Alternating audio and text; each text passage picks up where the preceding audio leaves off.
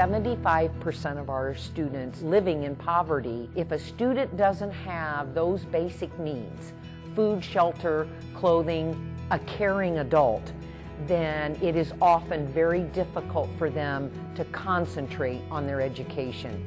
We are a community where secondary education is not always at the forefront. I think sometimes people believe that because communities and schools exist within the schools, only students actually benefit from that. When in actuality, the difference that communities and schools is making is benefiting our entire community for the future. We're assessing the needs of every child, but we're also assessing their strengths. And that's the key. It's really about getting to understand what kids are great at. I think the most important thing CIS provides the community is that it brings us together around our young people. CIS offers mental health services, physical health services, mentoring, tutoring, after-school programming, a whole host of services that without CIS we wouldn't have or we would have less of.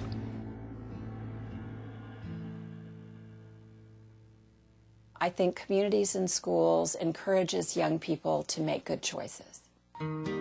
We started out doing teen pregnancy prevention in 2003 and 2004, and Communities and Schools was one of our first grantees.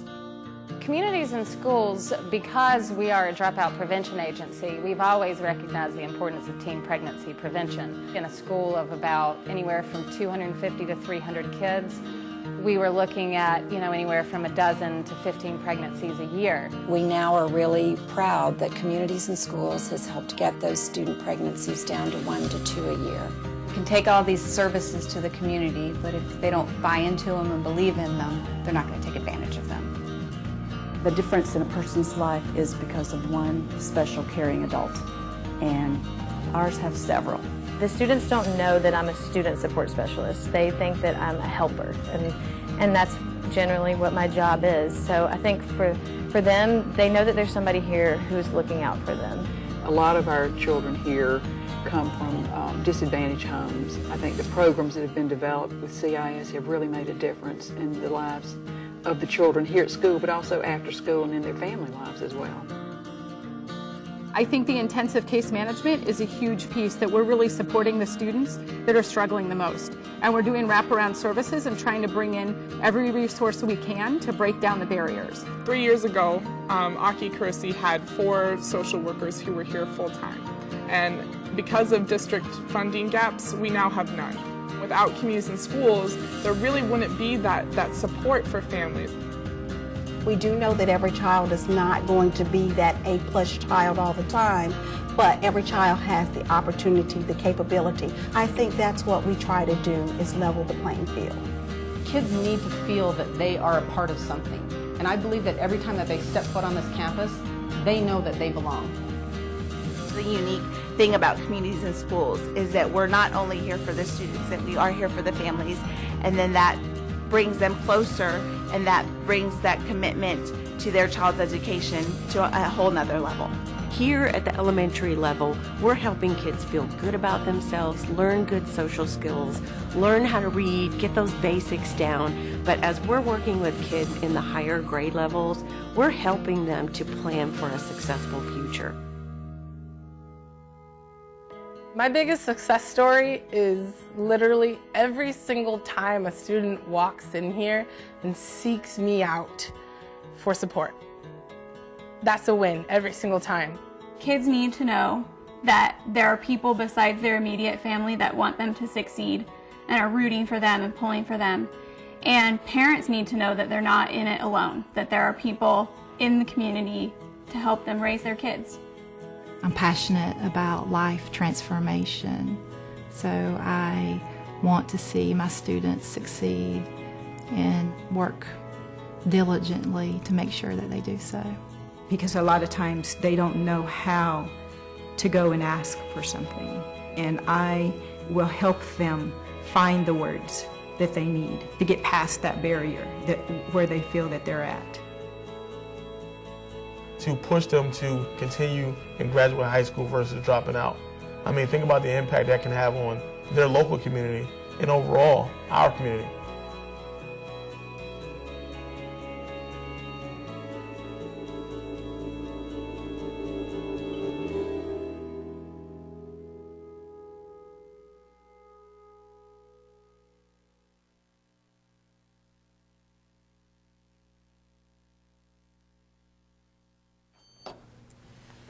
welcome to the February 26th business meeting of the Richmond Community Schools Board of School Trustees. Now, in commemoration of Disability Awareness Month, I would like for everyone to stand, and we are going to hear the Star Spangled Banner sung by a student that is not a student of Richmond Community Schools, but is a blind student. So please join me in standing for the Star Spangled Banner.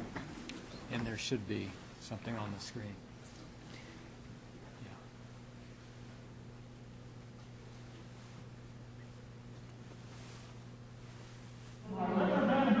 From Denver, Kentucky.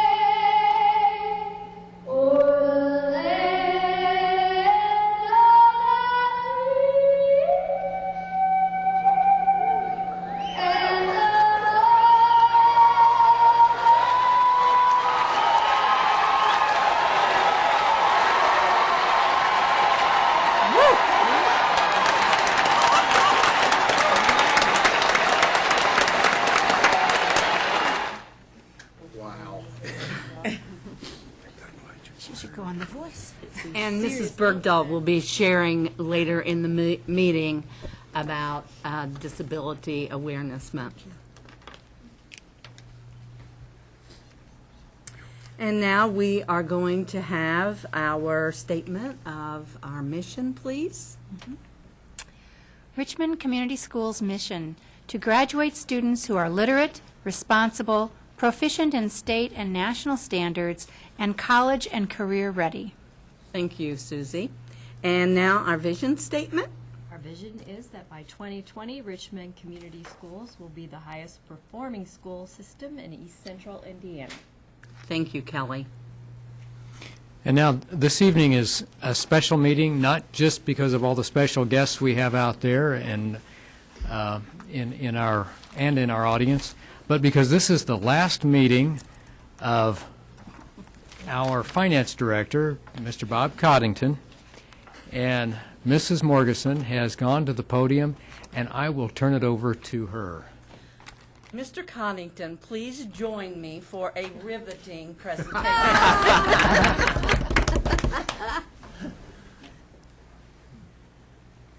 Mr. Coddington, we appreciate so much. We are grateful for the way that you have been such an awesome steward of our finances in Richmond Community Schools for both our students first and obviously our taxpayers. We appreciate your 9 years of service, and on behalf of the Richmond Community School Board, we would like to present you a plaque for appreciation for your service from 2005 to 2014, being the Director of Business Affairs. Thank you. Thank you.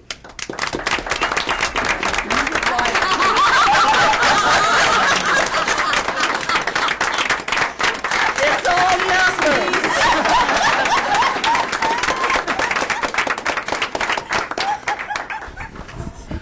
Thank you. It's been a pleasure to serve Richmond Community Schools. There's never been a bad day in Richmond. Thank you. Wow. Short and sweet. Well, you're not going to get by that easily, because I'm sure there are people sitting around this table, or perhaps people in the audience, who would like to say a few words this evening. So, I will say it's going to be. I guess I'm kind of glad he's retiring, because he scared me a couple weeks ago. I called him. We got our board packet. I called him and had some questions, and he said, "Jeff, you're thinking like me." I'm glad you're retired. Good luck. No, I would like to say, just piggybacking on that one comment, Bob and I have almost never come to a conclusion from the same perspective. The cabinet can tell you, I mean, the stories are many of how we will have an issue to solve, and Bob's in one direction, one camp, I'm in another, and we have to work hard to get to the center. But we inevitably get to the center, and I think that's the reason we've been a good team for 9 years, and I thank Bob for the effort that he's made, not only for the Richmond Community Schools, but to work with a superintendent who just thinks so unlike a good finance person.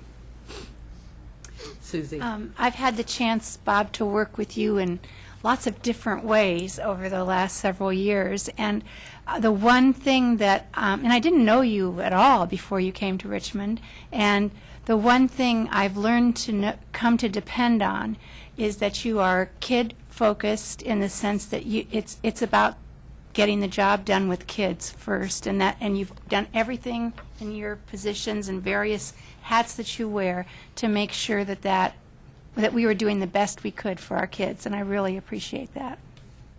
Kelly. Well, besides thanking you for being just a wonderful Director of Business Affairs, I think that you're just a great person, and you do a lot for the community as well as the school system, and I'm glad you're sticking around, right? Yes. Aaron? Well, I've had the opportunity to cast a yay vote to hire a number of people in 16 years. This was one of the most important, and probably one of the smartest moves that we ever did was hiring you. I thank you for the solvency, the just keeping our corporation, not just in the black, but forward thinking, that has saved us a lot of money over the years.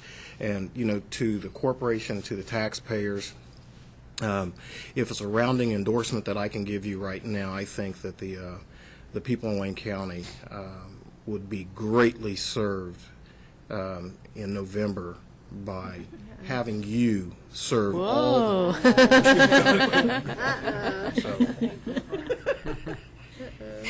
Dixie. Well, I just wanted to say, first off, I knew him a little bit before he came here, because he was a strong supporter of my kids at Fine Center, and I always appreciated that. Needless to say, he's been very flexible and adaptable to changes. He's been open and he's welcomed school board challenges to things that have come up, budgets, projects. He's made adjustments for very hard decisions that we've had to make. I think what I admire about him most, he's developed and maintained an efficiency culture within RCS. And he gets the most out of our resources. He's been creative and resourceful in making every penny count towards student achievement. We all know the look when we begin talking about things we really can't afford or doesn't fit in our budget. He has used $1 today is worth more than $1 tomorrow to make decisions about our capital projects and our budget. And he's used the time value of money wisely for RCS. He always remains positive and optimistic about Richmond Community Schools and what the students can achieve. You will be missed, my friend, and I hope you have an absolutely riveting retirement. Suzanne. Well, we all know that you have done a super job of leading us to keep this district. When we hear about layoffs and just all the things that are happening everywhere else, we have always been ahead of that, and I appreciate that so much. But I want to just say thanks for the cheerleader in you, how happy you are to always be in Richmond, and especially, which I hope you will continue to do, the advocacy that you help us with at all of the lunch tables. I do appreciate that very much. Throughout the city. Throughout the city of Richmond. Well, Bob, obviously we knew your shoes would be hard to fill, so we have filled them with several people that will carry on the responsibilities that you so ably performed during your time with us, and we certainly appreciate those people that will be doing that. And I have to say that whenever I had a question, which I had lots of questions about finance because that's just not quite my thing, and when I would ask Bob or take some of his time to get my questions answered, Bob always answered them. And many times, he told me a whole lot more than I ever wanted to. But I really, really appreciate you doing that. And I hope that your retirement is everything and more. I hope you get to watch lots of baseball games, and you get to spend time with your family in Florida, and you get to travel, and you get to do all those things that you've been wanting to do. And we would be remiss if we didn't recognize a special part of your life that happens to be here tonight. Your wife, Connie, is in the audience. Yes, Connie came to the first meeting I came to and the last one. Well, thank you, Connie, for sharing him with us for these 9 years. We appreciate it because I know sometimes with board meetings and all, it can get kind of tough. So thank you very much. And thank you, Bob. Thank you. Ron? Just quickly, I had told Bob before the meeting that I'm not going to be able to make the March 6th reception, so I'm not going to say all the things I was going to say about him, but I've known him a lot longer than probably he wants to admit, or I, because I guess the best way to put it, his big sister sat next to me in homeroom. So, it wasn't long after Bob came here that he and I would have to interact, and I soon came to understand if it's something that Bob wanted, which means, Susie, it was good for kids, I better find out a way to make it happen. He didn't want to hear no. There are times, don't bother me with the law, just make it happen. So that came to be my marching orders on anything that I could sense Bob was supporting. So I think the kids were better served for it. We tried to get the things done in a cost-effective manner, and he will indeed be missed. I look forward to working with him, and he will not be traveling much. He will be 40 hours a week in the auditor's office. See me more than he cares to. Amen. Thank you. Anyone else? Anyone from the audience? I'll just say something quickly and maybe speak for our cabinet. Most of what's been said is true. Some of it, there's other things too. So, and Bob is probably thinking right now, enough with the love fest. So, yeah, but I do think you're going to be missed, especially by all the cabinet. Your funny lines and the way that you see things. But most important, I think the appreciation that you have for our school system, our community, And that has helped me tremendously in coming back home to appreciate, again, a lot of things that Richmond has to offer, and your heartfelt love for this school system. Amen. That's good.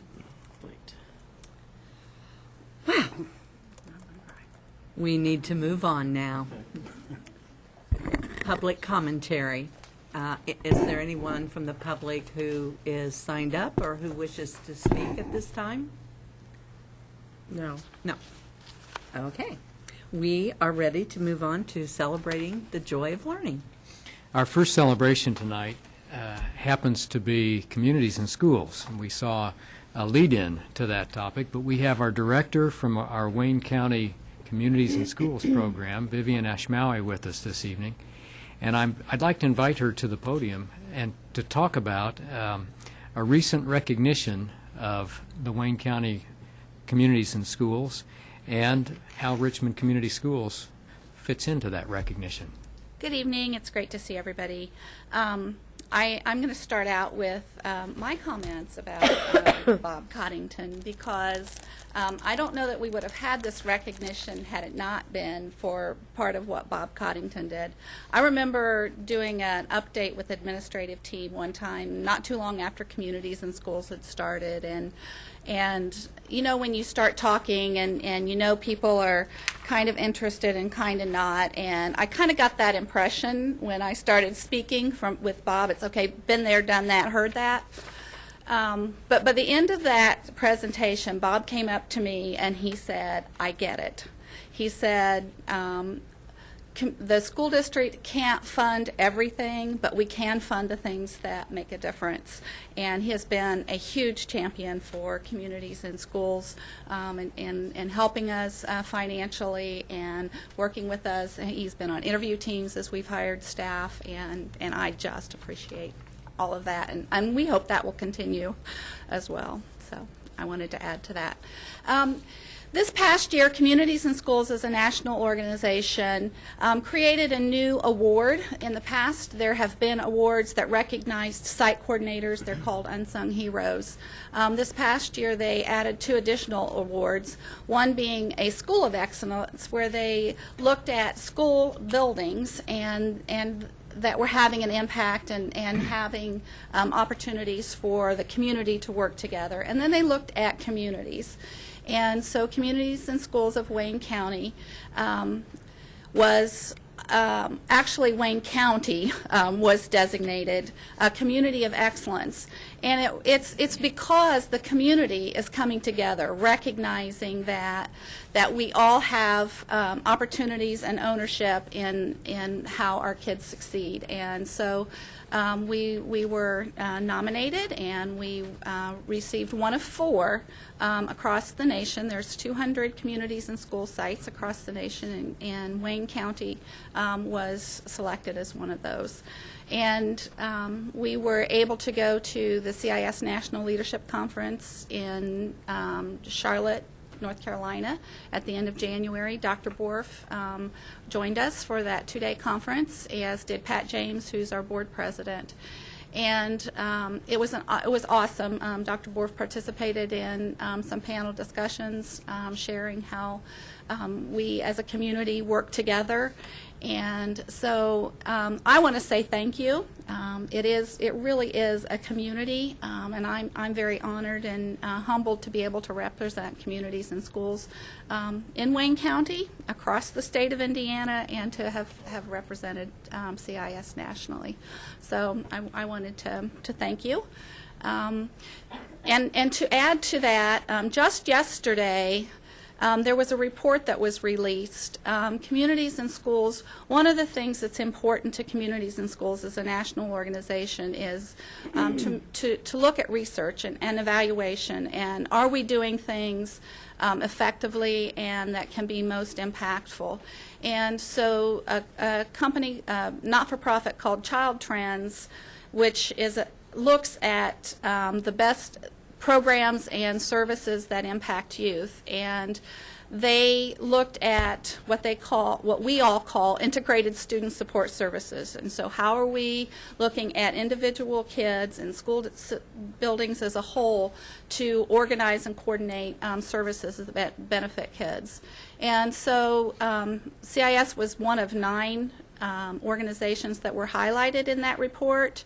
There are, in that report of those organizations, there's 1.5 million kids who are served. CIS is 1.2. So the other organizations serve much smaller populations. And what the report indicated is that when you bring community together with schools and you address the non-academic and the academic needs of children, that they succeed.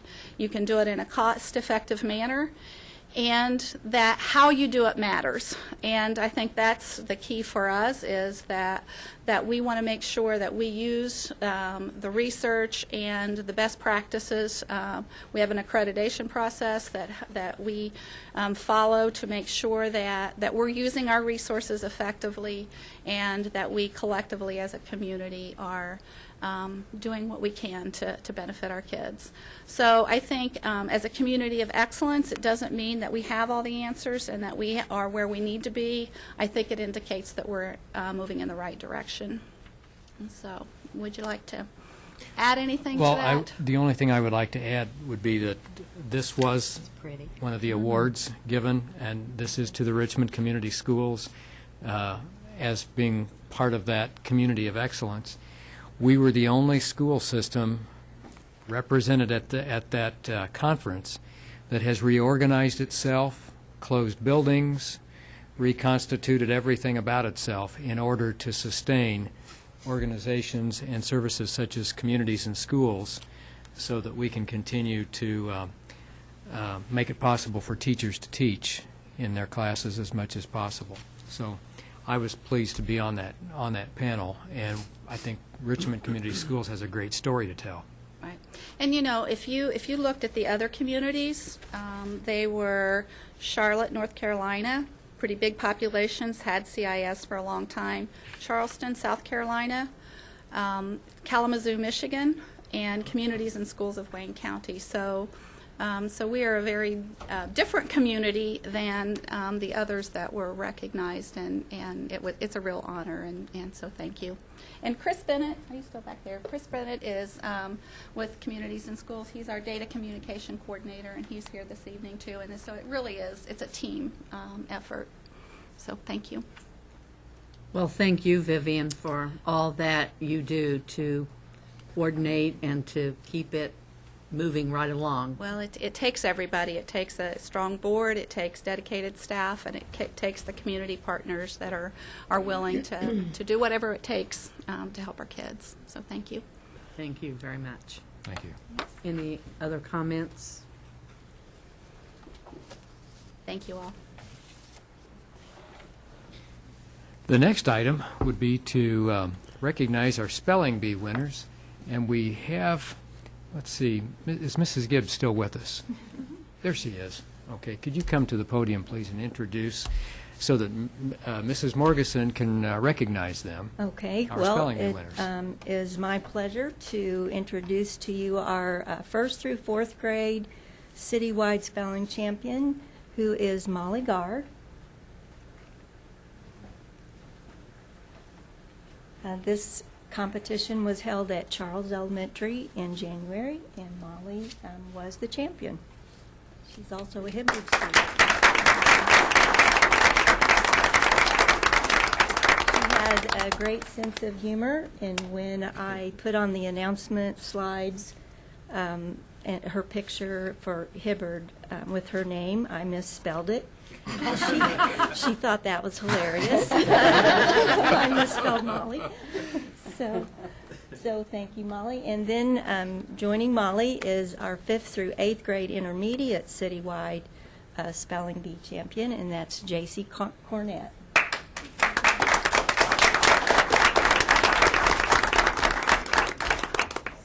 Congratulations. Also a thumb jumper. We want to thank their parents for bringing them to Their parents are here tonight. Parents Would they like to stand for Cornette. recognition?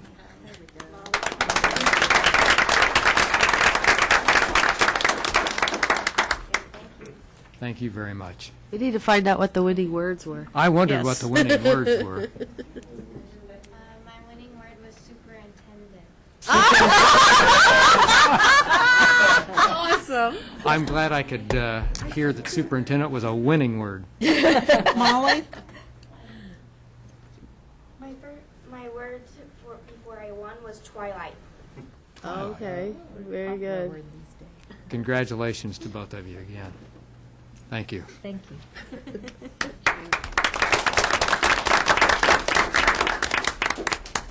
Our next Celebrating the Joy of Learning is focused on the Thump Jumpers, who are also petitioning the board to approve a grant from Reed Foundation. I'm going to ask their coordinator, director, coach, whatever term she uses, Mrs. Kirk, to come to the podium and introduce this wonderful group of young people. Two of my coaches are here too, and that's Phyllis Davis. She's been with me since the beginning, I believe, and Rory Mays came shortly after that. So I really appreciate the hard work you guys do. It's all volunteer, which is awfully nice. 3 of my jumpers are here: J.C. Cornett, and J.C., if you guys want to stand over there, and Bree Fisher and Jack Weber. They've all been on the team for quite some time. J.C. and Bree are the captains, and they do a great job of leadership, which is really nice. The older I get, I tend to forget things, and they always remember, so that's really nice. But I passed out jump ropes. I knew you would be so excited to get those. And these are the ropes that Reed Hospital supplies that we're going to be buying. This year we're going to order 1,700 ropes with the grant money. And Jeff, I have yours right here on my hand. you get to have it. And so I'd like for Suzanne to come up and bring her rope with her. All right. And we're just going to kind of give a mini presentation on what we do when we go to schools. Has a Ziploc on it. We will be staying in the Richmond area this time and going to 5 elementaries. And we do a presentation with music, and it's very upbeat. We talk about the ropes they are going to get, and Suzanne's already doing what I would ask her to do, and that is to stand in the middle of the rope with both feet. And then we want it to fit them right about their armpits. This is a little bit long, but to shorten it, I would just have her put a knot in it. It's nice when they're a little bit long, because then they can grow into them. So have you jumped rope lately? Not lately. Not lately. Now, we may have a little issue with the ceiling, but we'll give it a try. All right. Okay, Get away from the projector. Like this. Any way you want. Oh, good. She did 2 different kinds of jumps. She did a single bounce, and she also did a double bounce, which are beginning jumps. And what she doesn't... Whatever my body sorry, I know. But I'd like to bring out 2 ropes for you, and we're going to teach her how to do double dutch.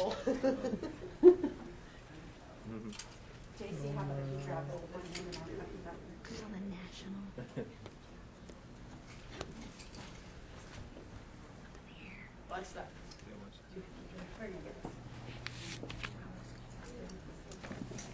All right. I'm going to ask you to go into the middle of the row. And you're going to turn and face me. And I'm going to ask you to hop like a bunny rabbit, okay? Never seen a Very bunny good. rabbit. A little higher. Good. Perfect. So when you hop, I'm going to be saying jump, jump, jump. Okay. So I'll say ready, set, and when I say jump, you jump. Okay. Ready, set, jump, jump, jump. Perfect. Now we're going to turn the ropes. You can stop. We're going to turn the ropes. I don't want you to pay any attention to the ropes, okay? And we better pull out. That'll be my fault. Yeah, then. Ready, set, jump. Good try. No, you're doing great. All right. Fun. Ceilings are too low. Let's start one more time. Ready, set, jump. Try it again. Ready, set, jump, jump. Perfect. Ready, set, jump, jump, jump.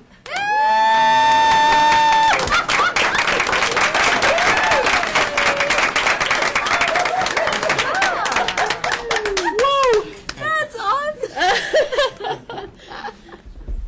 Dr. Bohr, if I hear you're next. No. Okay, I'm going to have JC Oh, and Bree goodness. come out. Nice job, by the way, Suzanne. It does get your heart rate up, It does doesn't indeed. it? Yes. They're going to do something called wheels.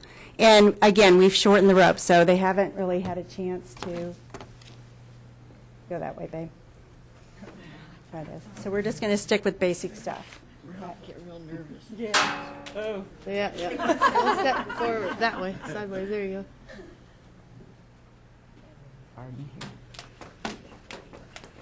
Oh, my goodness. Oh, my gosh. Oh, my God. Oh, no way. Yeah.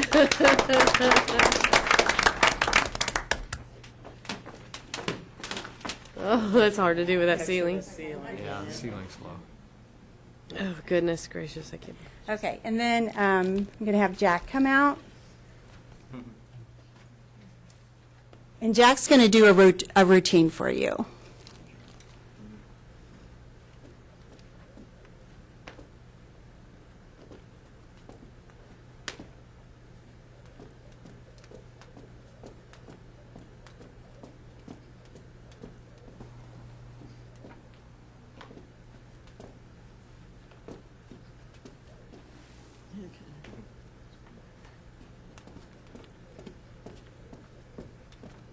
Can't really see his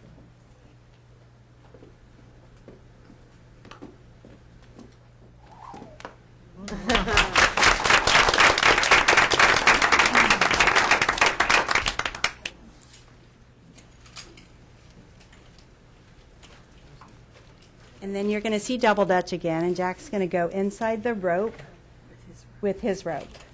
Oh, my goodness. Wow.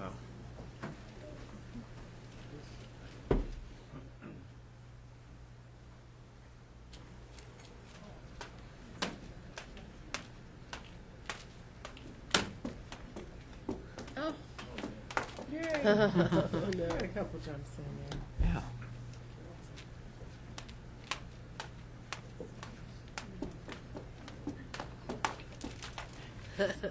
Ceiling and the carpet are not helping him. Yeah.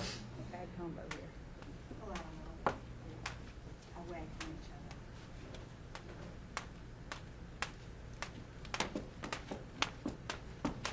other. There we Yeah.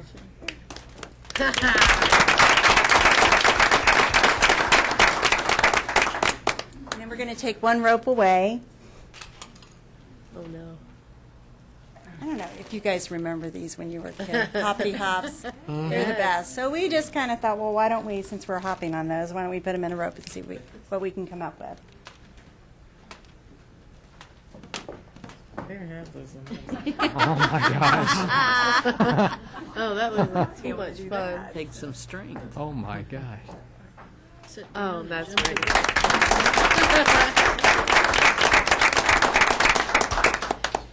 So part of the funding is for their training as well. In a couple of weeks, we're going to bring in a team to help train us. We try to go to workshops when we can.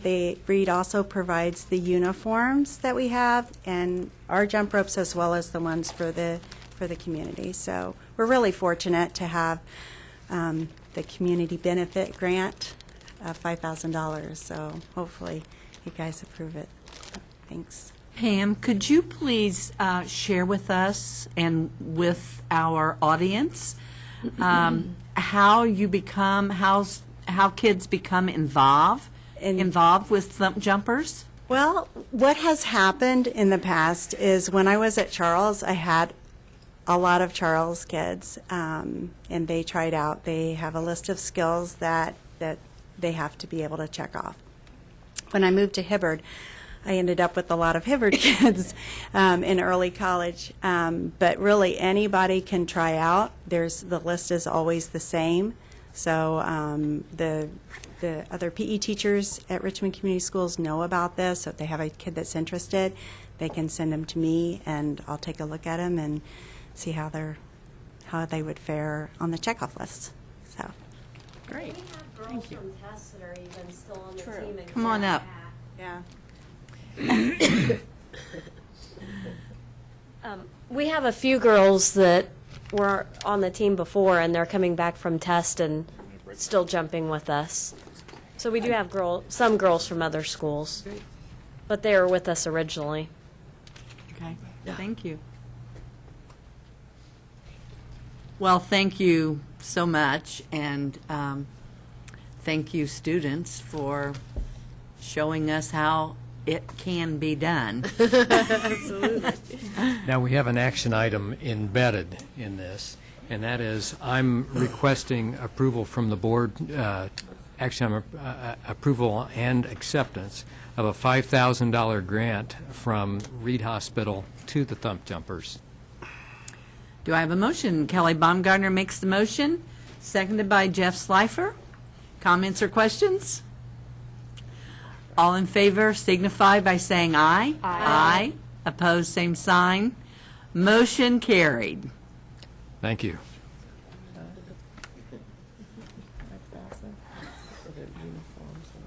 Okay, we are ready for reports, discussion topics.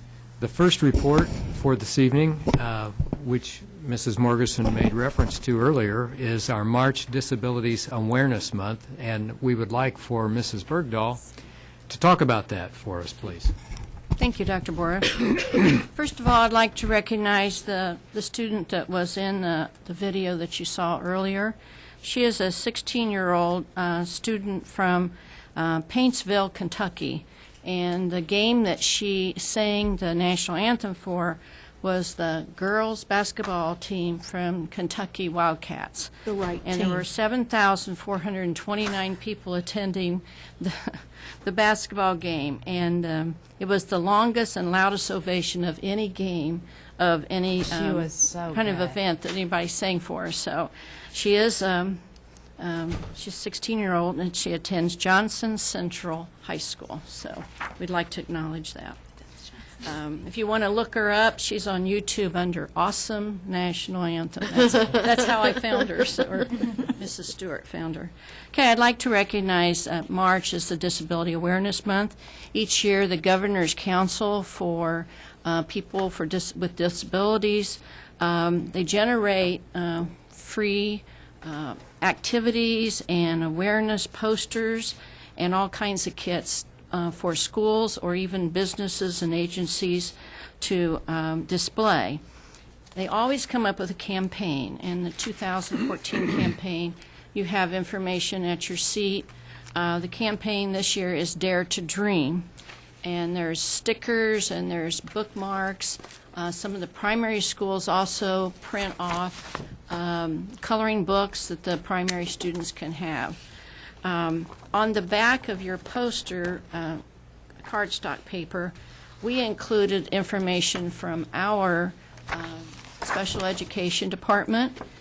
We have eligibility areas there that you can see, the services for our K-12 students, our preschool students, and the total of the services combined. And then we also have listed our special education teachers by the areas of their licensure.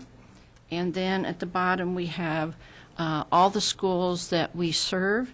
We not only serve the Richmond Community Schools, but we also serve the non-public schools if they have any special education students attending.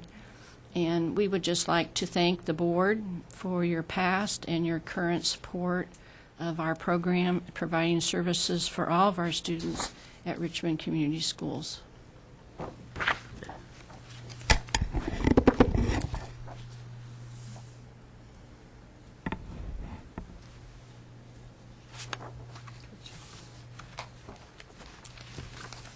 Thank you. And thanks to all of our staff that supports those students each and every day. Our next item is a presentation, and I would like to invite our people from Performance Services here tonight. We have a couple representatives, and we have talked about energy conservation as being one of the most important activities that we have in our financial realm, as well as just our stewardship of the planet that we try to impart to our students. Tonight we have a presentation on how this district might consider going forward in greater stewardship, more effective stewardship of its energy use. I turn it over to Mr. Lindsay. Good evening. Thank you for allowing me to be here tonight. My name is Mike Lindsay. I'm with Performance Services. Kathy Stephen is also with me tonight, and she can help me answer questions as we move forward. I'll be reviewing our energy leadership program with you tonight, and I'll try to limit the detail in respect of your time. And so please feel free to stop and ask questions as the presentation is moving forward. I don't think you need to wait until we get to the end and forget the question or we moved on. So stop me if you see a need or see a question arises as we move forward here. Our energy leadership customers deal directly with a local team that's assigned to their account. In your case, that consists of our founder and president, Tim Thoman, myself, and as I said, Kathy Stephen. My role with Performance Services is to develop and implement our energy leadership program for our customers. Kathy's role within the program is to assist me and the client with communication of the plan and the program to district staff and to engage faculty and students in the process of the plan implementation. We're based in Indiana, Indianapolis, and we have significant additional resources available to us a short drive away.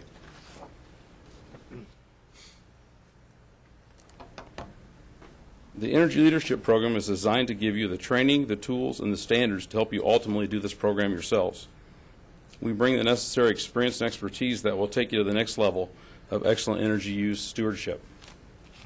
And we guarantee that the program will more than pay for itself, so your agreement with us will be a no-risk guarantee. The key to the entire program is effective leadership from your administration, which you already have in spades, and as well as a dedicated energy manager, which we'll talk more about as we move forward. People use energy, not buildings. And I say that to say buildings are designed with systems, and those systems have their efficiency ratings, but it's how those systems are operated and how people utilize buildings that actually determines how much energy you actually use. The numbers on this chart are in thousands of BTUs per square foot. ASHRAE, the American Society of Heating, Refrigerating, and Air Conditioning Engineers, established a baseline years ago on how to rate buildings, how they use energy. And what they do is take your kilowatt hours of use, your therms of natural gas usage, convert both of those to BTUs or British thermal units of energy, and come up with this rating system. And so that's, like I said, it's in 1,000 BTUs per square foot. That's also called Energy Use Index, to make it easier to say. You can see from the wide range of energy performance of school buildings, the average school uses 80 or 80,000 BTUs per square foot. You're currently at 73, so you're better than average. But you can see the wide range. A high-performing building is at 42,000 BTUs per square foot. Our goal would be to get you to better than efficient in the first year of the program. About a year ago at this time, we were selected by Muncie Community Schools to build their program, and in the first 4 months, we've saved them over $227,000. And we've seen, as we're still reconciling this winter, their energy use is down through December and January despite the extreme weather conditions we've had. My background is in engineering. I went to Rose-Hulman prior to going into industry. After joining industry, I went to work for Southwest Allen County Schools in Fort Wayne for a number of years. Joined Performance Services to run this program. So I'm really a numbers and data-driven person. So to give you some perspective, everybody knows it's been cold this winter. In December, the average temperature in Indiana was 9 degrees colder than a year ago. And in January, it was 11 degrees colder than a year ago. So you're talking about significant energy use requirements that we have no really control over, other than keeping our buildings and our systems as efficient as they can and having good practices. So one of our biggest victories so far in Muncie, in addition to the savings we've shown up to November, is that December and January, the energy use was down despite those harsh conditions.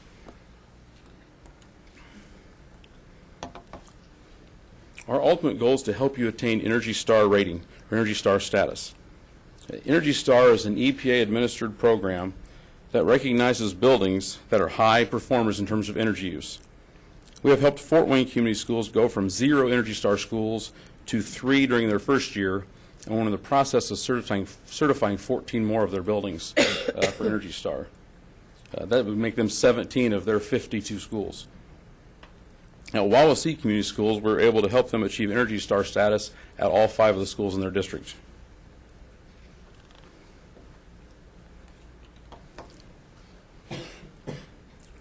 If you decide to move forward with this energy leadership program through performance services, we could see an energy use reduction of over 28% in the first year. That equates to nearly $363,000 when applying the rates from 2012 and 2013.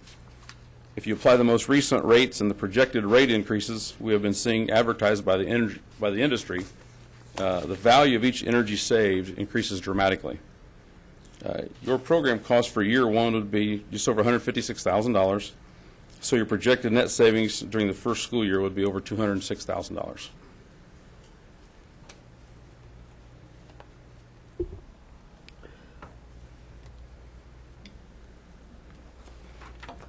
Typical implementation process takes from 3 to 4 months and includes the key steps that are listed on this slide. The result is a program that's customized for each of our owners.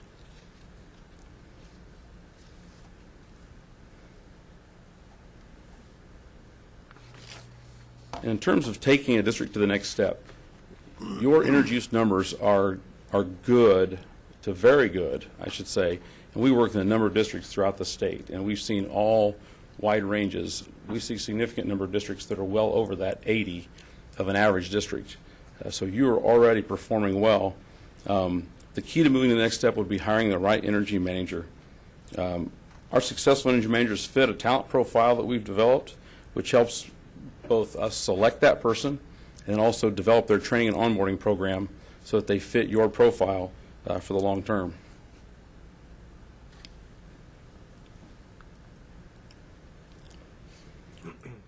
The energy managers listed on this slide are all still working for the same district in their same community.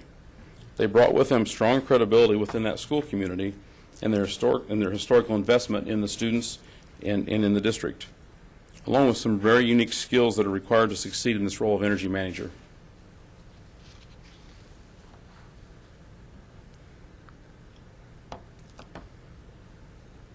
Our unique and very effective approach involves integrating our system and facilities knowledge with our staff development and educational operations knowledge. Our savings are both real and fair. We do not count on savings from future load creep to reach our savings projections. Just to clarify that a bit, some in our industry assume savings from load creep in order to reach their savings guarantees and projections. Load creep is an industry term used for folks that don't have a program like this one. The assumption is your energy usage will increase 4 to 5% each year. And those folks in this industry will take credit for those savings as part of their guarantee. And in fact, I feel like you're getting a guarantee with very little value if you assume savings that really aren't going to be there. I would assume in your history you've not seen 4 to 5% energy use increases on an annual basis. And ultimately, our clients desire to partner with people who provide true value and real benefits. We take pride in working with hundreds of schools without ever failing to exceed our savings guarantees and our very high percentage of repeat customers.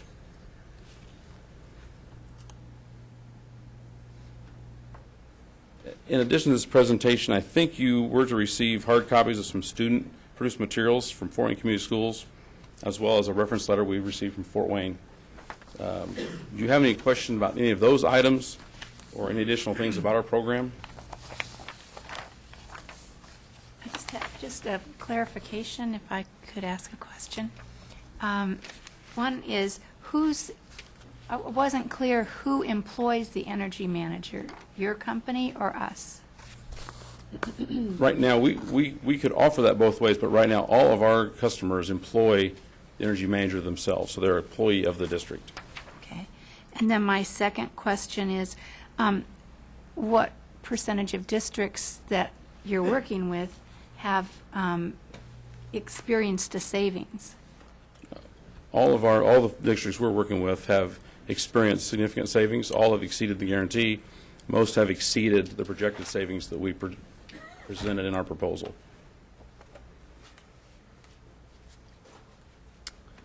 Some of the savings that you show on your slideshow, of course, there's not very much detailed information, so we can only, make some assumptions. But are these based on just strictly behavioral changes, or are you talking about allocations of capital projects funds to help meet some of these changes? I mean, how did you? This is based strictly on behavioral changes. No, there's no capital improvement included. There's no equipment upgrades included in that. Okay. Those numbers. There's strictly and I should have more detail on that fee structure. That amount there was the employing of an energy manager. Our fee, which we have, we basically set it up as a monthly fee for 60 months. After 5 years, you're done paying us, and then there's a cost of a third-party independent utility tracking software that's utilized by your energy manager to track your real energy use. And it kind of gets back to we feel like to legitimize our program, the energy manager who's going to be tracking utility data really needs to be your employee to verify the benefit of the program. And so those make up those three pieces. So we budget an amount in there to employ someone in that program.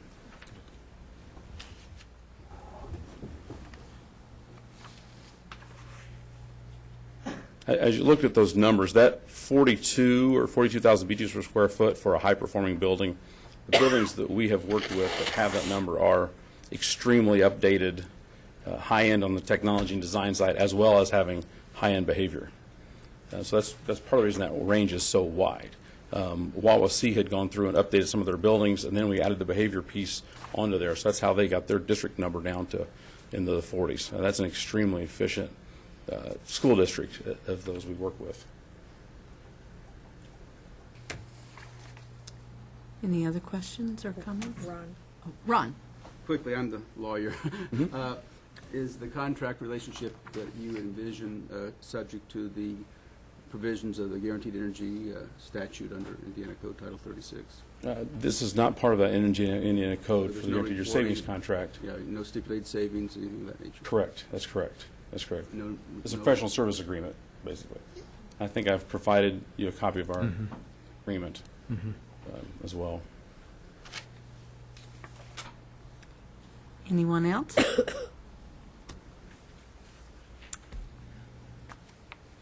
Well, thank you very much. Thank you very much. I appreciate your time. The information. Thank you.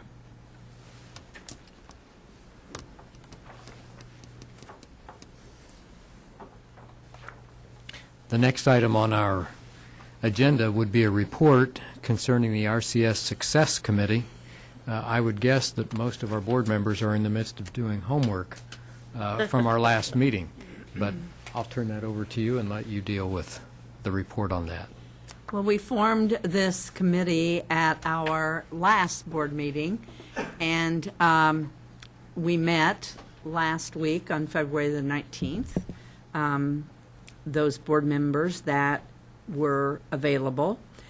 And basically what we're trying to do is to determine how we as a board can better tell the story of Richmond Community Schools.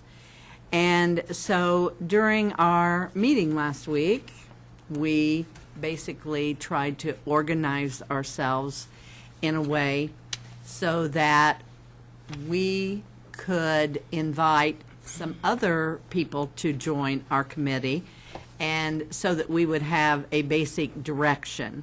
So, so what we're doing is we are working to define how we hold our board meetings, and how we function as a board, both at our board meetings and outside of our board meetings. So one of the questions that we are defining is, what is the story that we wish to tell about RCS? And then we are also defining things like the structure of our board meetings, and we're also defining our practices, how we conduct those meetings, our interaction with the public, and our length and timing of items. We're trying to define our behaviors and dispositions. What are the norms and the etiquette during our meetings and also outside of board meetings? And we are also thinking that we need to reflect on our mission statement, because that is obviously a reflection of our story that is to be told. So, board members that were in attendance have a definition to come up with for these different areas. Each board member was assigned a different area, and at our next meeting, which is scheduled for next Wednesday, and if you all noticed your email today, the time is hopefully being changed because 3 of us that are on the Success Committee also have a meeting that evening with our parent leadership group. And they meet at 6:30, and we were going to meet at 6, and that would overlap. So we're hoping that the RCS Success Committee can meet at 5 o'clock, and so that those of us who are involved with the parent leadership can go to that meeting at 6:30. So that's basically what we're going to do. We're going to talk at our next meeting about committee expansion, and also we're going to figure out our timeline.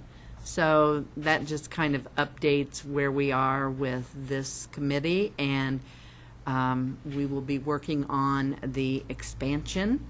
So if there's anybody that would like to be on the committee, certainly give Dr. Borf a call, and we'll get you signed up.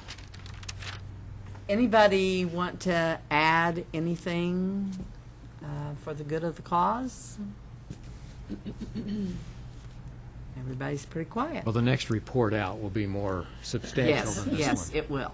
It will be. But, you know, we're trying to organize ourselves so that when we do expand, we will have a clear direction. So that will be forthcoming, obviously. Okay, we are ready now for action items. Mr. Coddington, we turn to you for a presentation of the donations.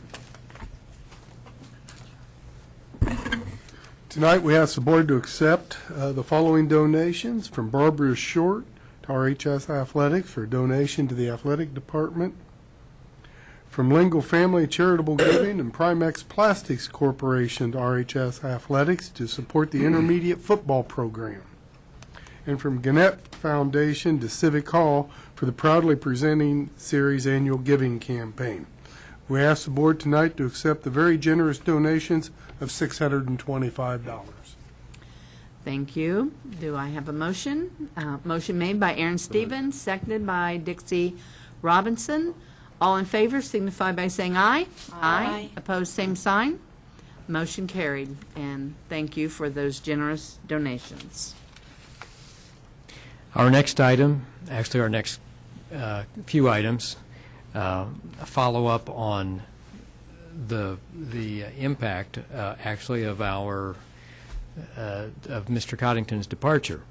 The first recommendation I'm making is for Rob Tidrow to be appointed as Director of Operations effective March 10th.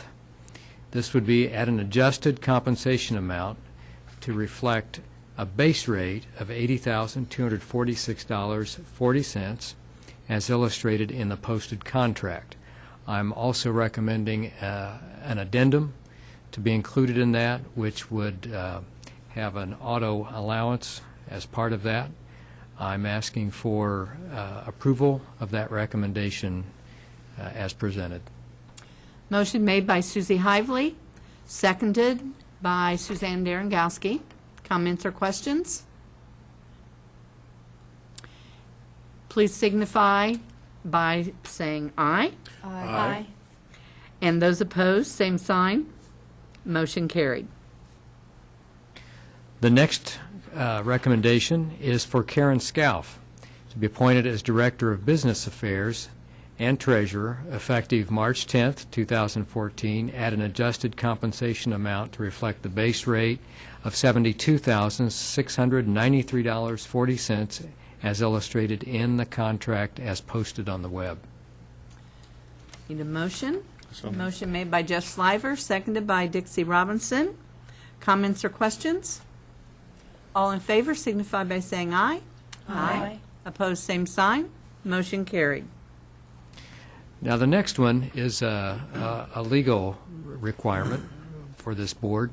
Due to the retirement of Mr. Coddington, the Richmond Community Schools Corporation Treasurer, I'm recommending the following appointments to be effective in March 10th, 2014. And the summary of that would be that Mrs. Scalf would be our Corporation Treasurer. Janet Elstro would be our Corporation Deputy Treasurer. Now, this is in this resolution that I am recommending that the board adopt this evening. The resolution is posted for public inspection and review. You may choose to have it read if you wish, but it is there for all to see. Is there anyone who wishes to have it read? If not, we will look at it as posted. Mr. Cross, is there anything else that we should say about that resolution to represent it? Basically, the board is approving the appointment of the deputy is actually the province of the treasurer. So conceptually, even though it's in one resolution, you're appointing Karen as treasurer, and then she's asking for your approval to appoint Janet as the deputy. So. Okay, motion made by Aaron Stevens, seconded by Susie Hively. Comments or questions? All in favor signify by saying aye. Aye. Opposed, same sign. Motion carried. Next item has to do with the Common Wage Committee. You may be recognizing that we are constantly appointing a Common Wage Committee, but the lifespan, the duration of these committees is much shorter than it used to be. Mr. Coddington. That's what I was going to say. These are now 90-day committees and 90-day prices. We have to go back to the public every 90 days. So we're going to be rebidding some projects. So therefore, we ask the board for permission to convene the Common Wage Committee on Thursday, March 6th for the following upcoming projects: Westview Elementary School for new boilers, unit vents, dehumidification, and a new roof, and for Charles, Fairview, and Vale Elementary for new unit ventilators and dehumidification.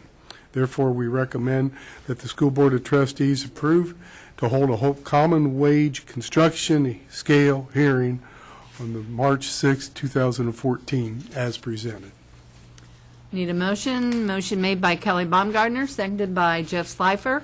Comments or questions? All in favor signify by saying aye. Aye. Opposed, same sign. Motion carried.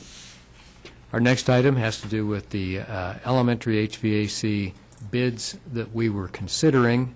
We are now looking at approval to actually reject those. Yes. Mr. Coddington. The elementary HVAC improvement bids for Westview, Charles, Fairview, and Vale were received on Tuesday, February 4th, 2014. Due to change in the scope of the projects, we're asking that those bids be rejected and rebid to expand the scope. We'll talk about that in a moment. So that we recommend that the elementary HVAC improvement bids received on February 4th, 2014 be rejected as presented. Motion made by Jeff Slifer, seconded by Suzanne Darengowski. Comments or questions? All in favor signify by saying aye. Aye. Opposed, same sign. Motion carried. The last item on our list would be the approval of the elementary HVAC and Westview roof bid request. Mr. Coddington, again.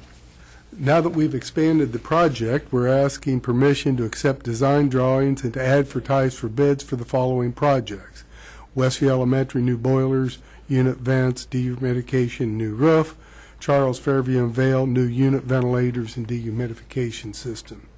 We're requesting approval of the Richmond Community Schools Board of Trustees to accept the design drawings and to publish the required notice to taxpayers for the bidding of the above projects with a date of Tuesday, March 18th, 2014. There will be a possible recommendation to the board with these bids on the March 26th board meeting. Move for approval. Motion made by Aaron Stevens, seconded by Kelly Baumgartner. Comments or questions? All in favor signify by saying aye. Aye. Opposed, same sign. Motion carried. Now we are ready to move to our press conference. Anyone from the press wishing to ask questions? Seeing none, we will move on to our consent items. Do you have a question?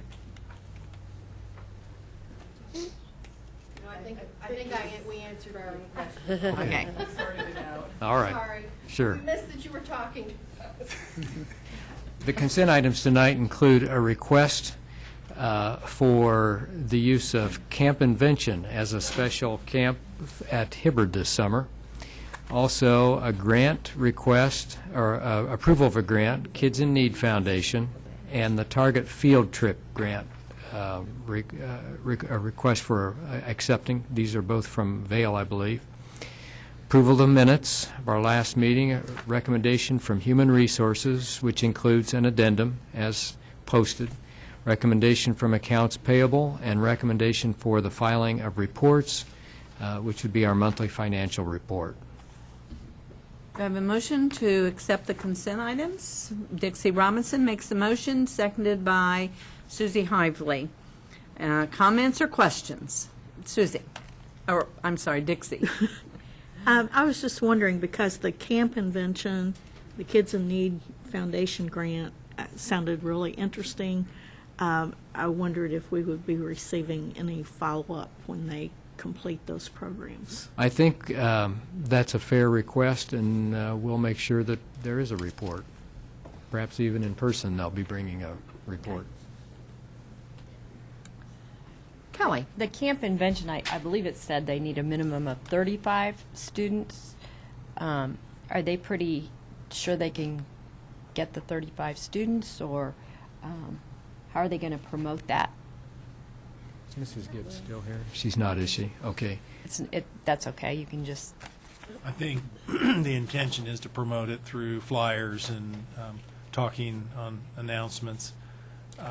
And I'm not sure they have a strong feel for how many students will sign up. Mrs. Gibbs has wanted to offer this several times, and she just, I think, feels that we'll give it a try, see what happens. They're optimistic about it. I hope so. I think it sounds like a really neat program. Susie. Will this be opened up to the wider community beyond Richmond Community Schools students, or I would think that if there was some question of us making number. In order to make the number, it very well may be. Okay. But that hasn't really been discussed. It seems like a wonderful opportunity. I'm very excited about it. All those in favor signify by saying aye. Aye. Opposed, same sign. Motion carried. And now we're ready for our second public commentary. Anyone from our audience? Good evening. Good evening. Hi, my name's Nick Wilson. I just had to come and say thank you so much, Bob, for your dedication, hard work in protecting and securing the financial responsibilities of Richmond Community Schools. I have never, ever worried about Richmond Community Schools and their finances. Bob, who's ever replacing you, the two that you spoke of earlier, they've got some big shoes to fill. Thank you very much. One last request, see if you can squeeze some money over there for the girls' softball diamond. Thank you very much. Thank you, Jim. Thank you, Nick. You know, I don't see that we have anyone from the audience coming up, but we do have some in our crowd that I would like to recognize before the evening is out. I'm not sure what the presence here is of the Boy Scouts, but I want to recognize that they're here, and we appreciate their attendance. Boys, is there anything you'd like to come to the podium to say? No. Scoutmaster. Scoutmaster. Scoutmaster. That'd be awesome. As part of the Communication Merit Badge, one of the requirements are that the boys come to a public meeting, and one of our leaders coordinated this night to come to the school board meeting, and so the boys are anxiously staying awake and paying attention. I think they've done a pretty good job so far. Thank you. Well, you know, since they came, I think they need to be on TV. So could they come forward and tell us their names and perhaps what school they attend? Remember, be prepared. Earn the badge. We're going to make you earn your badge. What your rank is? I'm Tim Steele, and I go to Richmond High School. What else? What's your rank? I'm a star, trying to work on to get life. Fantastic. Welcome. I know I'm a midget. I'm Cole, and I'm about, I don't know why I'm getting stuck. I'm a tenderfoot, and I don't remember why I'm trying to get this badge. Oh yeah, it is Eagle required. What school do you go to? Seton. Okay. Hi, I'm Michael Hannah, and I just moved back last year from the UAE, and I don't know what rank I am, but I'm working on my communication badge, and I go to test intermediate. Thank you. Thank you. UAE as in United Arab Emirates? Yeah, I live there. Okay, all right. Everybody can hear me fine? Yeah. Hi, I'm Ethan, and I go to Richmond High School, and I'm a Life Scout. And we're using this merit badge. I personally need this merit badge to help get my Eagle Scout. And this guy over here kind of helped point out that I need to actually think about my Eagle project. So that's probably what I'm going to do next. Thanks. Thank you. Looks like I'm last, unless the last guy wants to come up after me. Well, then I guess the last thing to do is say my name, and it is Keaton McDaniel. My merit badge is, this is a little off, but I'm a Life Scout, and unfortunately this is a star. I'm working on my Eagle right now, and I'm pretty much halfway there. And what school do you attend? Richmond High School, right next door. All right. Very good. Very good. Thank you very much. The Scoutmaster failed to identify himself. His name is Ralph Bain, and he's been active with Scouting for a long, long time. One thing you didn't mention was your troop. Troop 100. Okay, thank you. Say that in the microphone. Troop 100. Well, thanks for attending. And good luck on all of your badges that you're trying to earn. Okay, we're ready for Thank you. follow-up old business. Any? Nothing? Superintendent and board reports, reflections, celebrations. You got it? Dixie?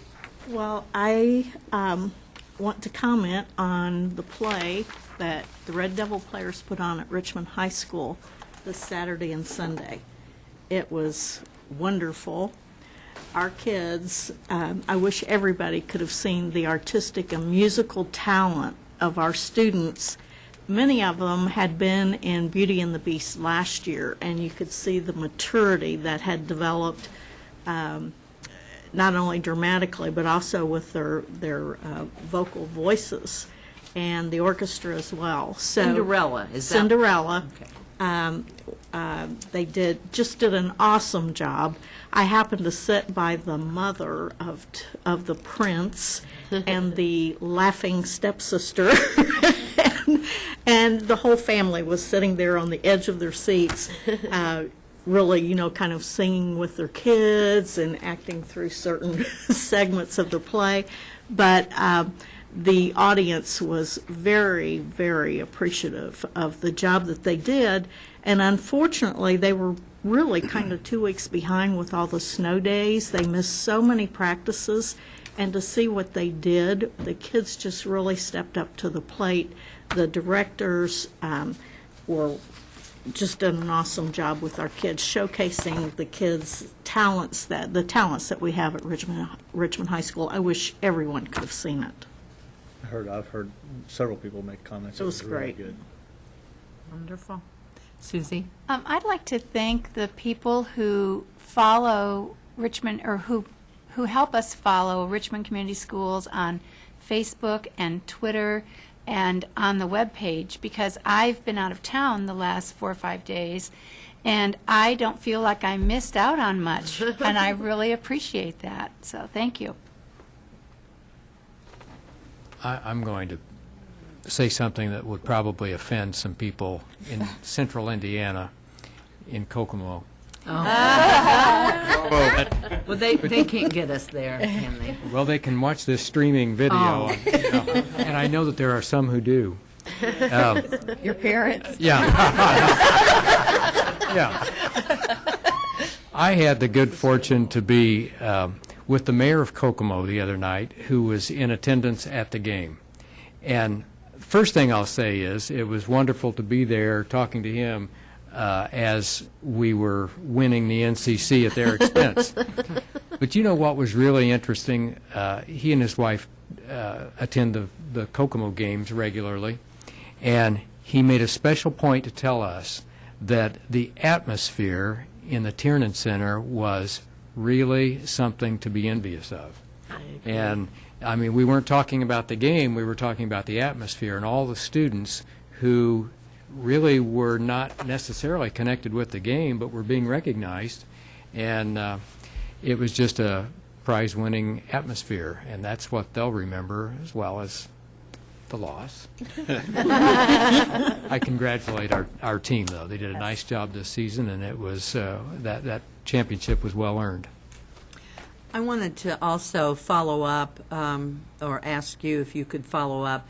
Has anything more happened with the business tax at the state level? Yes, there has been something, and I'm not prepared to talk about that. I just know that it's moving forward. It's not quite as onerous as it seemed at first, but it's still going to be, if it goes through as is, it's still going to impact us negatively. Bob, are you? I think they're going to bring it to the local level. That's what it seems like. There's 2 bills moving right now, and each has a little bit different spin on it, and I think the Senate bill lowered the threshold from $25,000 of original cost property to 20. There's some other tweaks, so and heaven knows if it were to lose steam, it could show up at the last minute as a rider on another bill. Right. So just gonna have to watch it, but I've got a publication, and I'll probably, well, it's here, that really identifies the impact and of the projected $1 billion loss of revenue if the tax were completely eliminated based upon projections for 2015. 2/3 of that would be lost revenue due to the circuit breaker caps, and under the law that those can't be made up. So if it goes to a study committee for the issue on this total elimination this summer, which is some people are thinking it might, we're hopeful that somber reality will come to bear on that study committee, and they'll understand that this is something that can't cavalierly be done, at least not without considering means of substituting revenues. Mm-hmm. When Bob talked about bringing it to the local level, one of the issues that we're looking at is if it's made something that the counties, the individual counties can adopt, which is what one form of the law going forward has, then it would put counties in competition with one another to create situations to lure businesses that would almost make it inevitable that we would see that happen. I mean, just to be competitive. And so, while it wouldn't necessarily be mandated under that certain provision, it would almost be inevitable that it would happen. So it's still pretty frightening out there, and I hope it does go to a study committee, because I think that more discussion needs to be had on this. When is the session over this? In March. In March? March, some- I 13th, mean- 14th, something like that. They can, they have so many session days, they can schedule those or reschedule them based upon snow days or whatever, I don't know. So not too much longer, really? Not much longer. No, not much longer. You might also Suzanne? remind, we have a big group of people coming to Tiernan Center this weekend because of the semi-state that we're hosting. So I think it's another opportunity for us to shine with folks that maybe don't normally come to our community. So I think, and we did a really great job of that last year, and I think I like that we get the opportunity again. So And bringing business to the community. exactly. Anything else? If not, we are adjourned. Sure.